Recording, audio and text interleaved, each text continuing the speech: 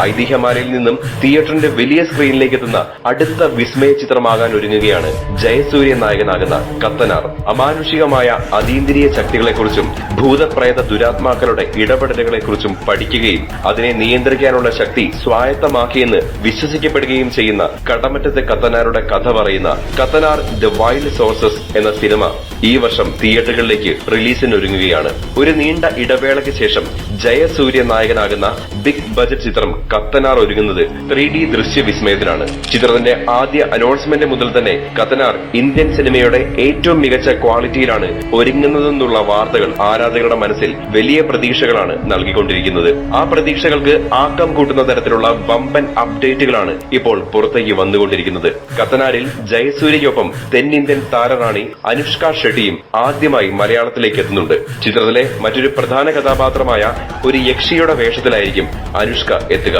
ഐതിഹ്യമാലയിൽ പ്രതിപാദിച്ചിട്ടുള്ള കള്ളിയങ്കാട്ട് നീലിയുടെ കഥാപാത്രമായിരിക്കാം അനുഷ്ക ഷെട്ടി അവതരിപ്പിക്കുക എന്ന് ചില റിപ്പോർട്ടുകൾ എത്തുന്നുണ്ട്. എന്നാൽ ചിത്രത്തിന്റെ അണിയറ പ്രവർത്തകർ ഇത് സ്ഥിരീകരിച്ചിട്ടില്ല.